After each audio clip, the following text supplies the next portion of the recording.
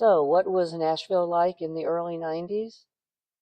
Well, I can't tell you about the entire city, of course, but I can tell you how things were going for me, like 1990, 91 here in Nashville.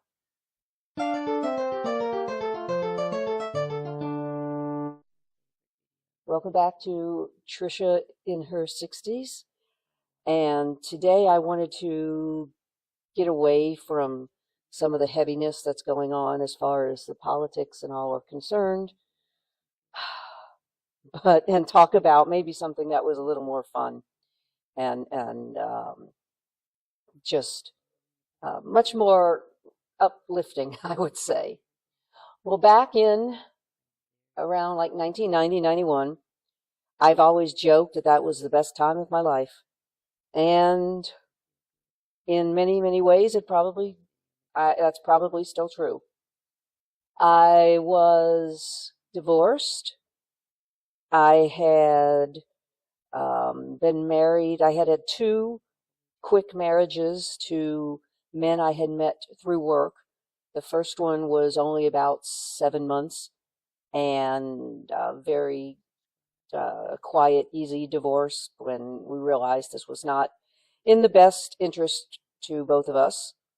And then my second marriage was about 5 years to a gentleman that I had also met through work. And it was my doing that the marriage did not work. Um, my ex had not done anything wrong. He was an excellent, he was a good man. And I take all responsibility for that marriage not working out. So I ended up in in what I call my fame, not fame. What was the movie? Um, I forget which movie it was now. Uh, with the girl being the welder at night or whatever, and um, she had the big loft apartment. That was my dream. And so I had a loft apartment in right outside downtown Nashville. It was actually supposed to be storage. It was a storage warehouse, basically. And the owner had started renting out storage units to bands and to give them a place to practice. And that was a great idea. And so I went and I said, hey, how much would it be if we just added a bathroom and maybe a heater? and, and I ended up having 2,000 square foot on the top of this warehouse. No air conditioning, but I did have a heater, and they built me a little bathroom. But I had this wonderful space that I just, I was just in love with. I was in love with. This building was like about 100 years old, so it was all very, very, very dry wood. Um, so I had to run a humidifier most of the time because it was just so dry in there because of the wood. I did paint everything and resanded the floors and painted the walls and all, but it was um, again, didn't have any air conditioning, but I did have three huge windows, and I had put a um, air conditioning unit, an in-house, not in-house, in the window air conditioning unit on the window that was closest to where my bed set up. I'm not gonna say bedroom because it was one big room, but where my bedroom area was. And I was fine. I mean, we even ran cable in it. Again, this was 90, so you kind of had to have cable. But it was wonderful. I even, if I remember correctly, I even had phone service. Yes, I did. So I actually had phone service. I had everything that you would want. And I was there for a couple years until uh, I think somebody else had done something similar. And so there were like three or four people living in this building at this point. Um, and the owner had gotten a little skittish because he didn't have the regulations or the, um, to be having people living there actually. So he kicked everybody out. So I ended up after that just moving to a very small apartment that was still downtown at that point until I ended up moving to a regular apartment. But I was in a small apartment, and when we mean small, like 600 square feet. So I went from 2,000 square feet to about 600 square feet. And unfortunately, a lot of the stuff that I had had in storage that would obviously not have fit in the new apartment got, let's just say it got stolen. That's just the easiest way to put it. Person I was dating at the time ended up just running off with everything. So I know that sounds, I thought, you're saying, I thought this was going to be a happy podcast. Well, it is. It is. I just was giving you the breakdown of, of the living situation. But I was just in heaven though, because I was working full time at the job I had. I had come up with a schedule for us that, without getting into too many details, it basically gave the company the same amount of coverage that they needed without overtime, having to pay anybody overtime or anything, and everybody involved was happy with the schedules that they had.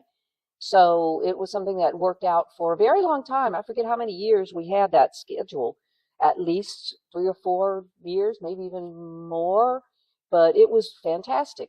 In my particular case, I worked 3 days a week, but it was actually 3 nights a week, like 7 at night to 7 in the morning, or 6 at night to 7 in the morning, something like that.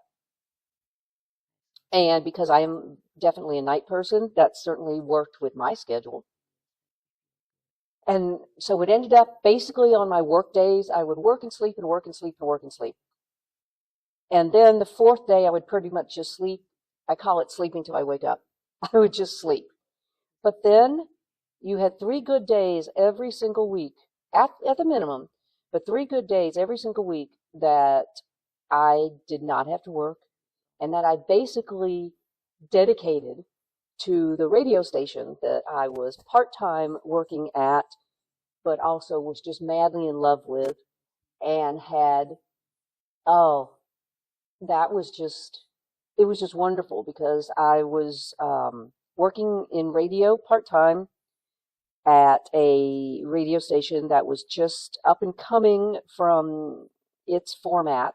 It had changed format from being what I call a Barry Manilow station, and nothing against Barry Manilow because I love him and I wanted to marry him when I was a little kid. you know, um, I wanted to marry either Tony Orlando or Barry Manilow. Those were my two loves of my life when I was, 9, 10, 11 years old. So this radio station went from being the Barry Manilow station to being what is technically called adult alternative. And that was a lot of the music that was not necessarily pop, but it was people like who were Americana, who were, again, more, as it says, more adult music. And it was just wonderful. A lot of people who didn't get airplay were getting airplay on stations like this, and were being discovered. Lots of singer-songwriters, and that's when I became, madly in love with my singer-songwriters. But it was a great time in Nashville because they were just starting. This is, as I said, like 90, 91-ish or so.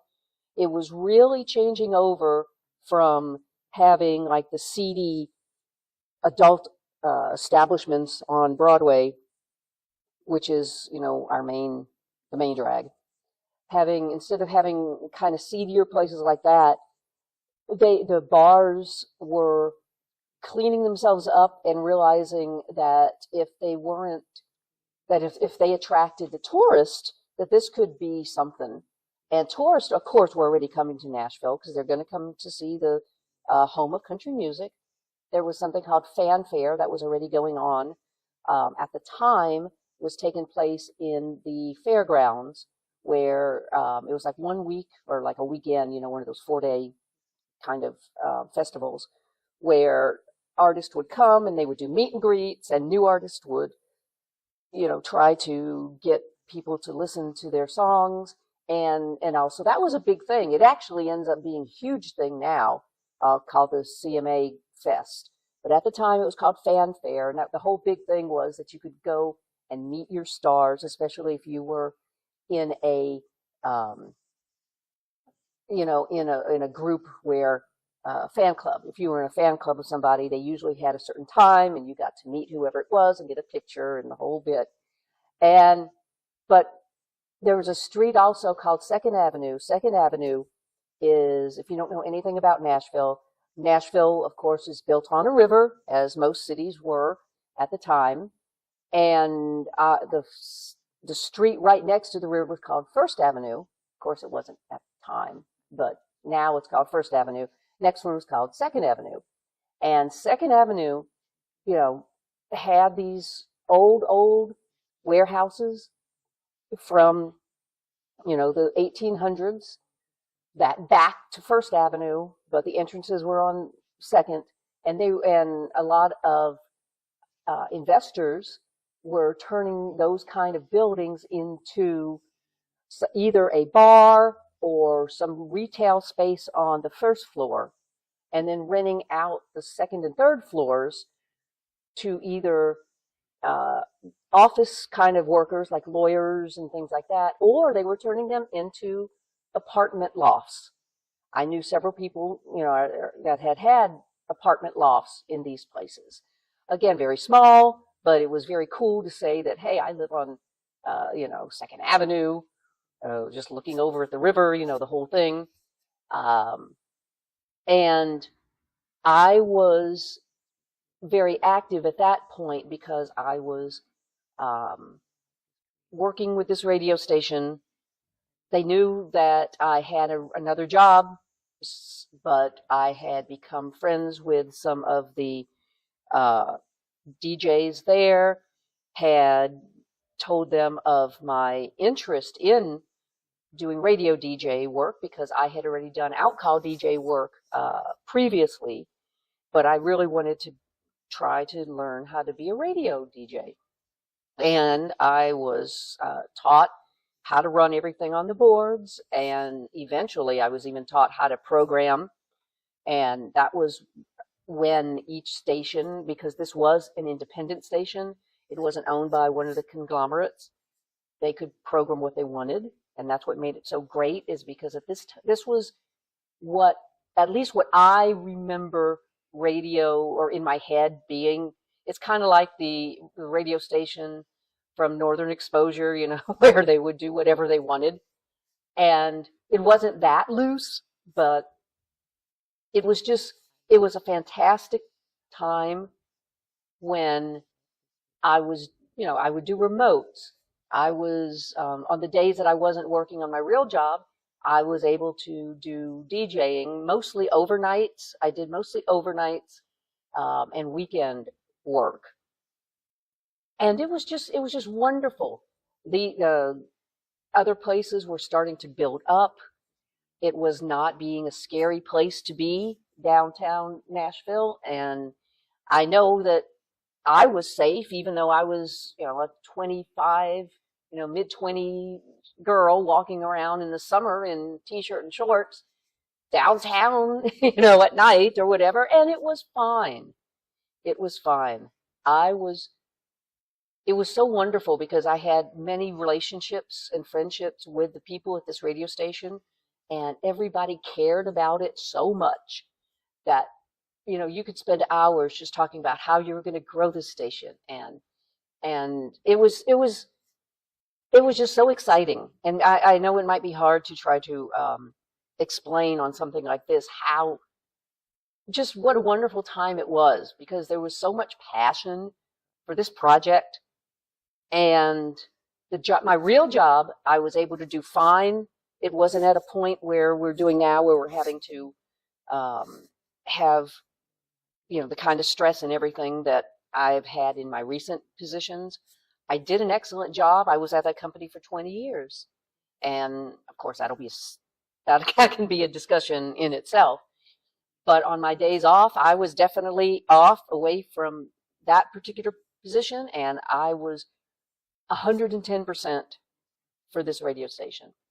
Loved it to death, had the best time of my life. It was just growing. Nashville was just growing, and it was becoming not just, country music, which is what it was known for. This is really when other people were starting to use the facilities and come to Nashville as recording artists who were, rock or things that just were not country, because we have excellent session musicians, we have excellent recording capabilities, and it was probably a whole lot cheaper than either New York or Los Angeles, which were the two recording areas, really known for them at the time. We actually in Nashville are called the Third Coast because they say, the two coasts are, the East Coast and the West Coast. Well, we're the Third Coast, and meaning that we have the same capabilities and all as New York and Los Angeles have, but a lot less expensive and more down home, I guess, is the point. But yes, we were called the third coast at that point. Well, I think I'm going to give it a stop for now, and we'll continue on. But I'm so happy that you're here. Thanks for listening and participating. If you're listening to this on podcast, please give it a like or a thumbs up or whatever your podcast thing does. And I will be back next time. So happy to be here. You take care. Bye.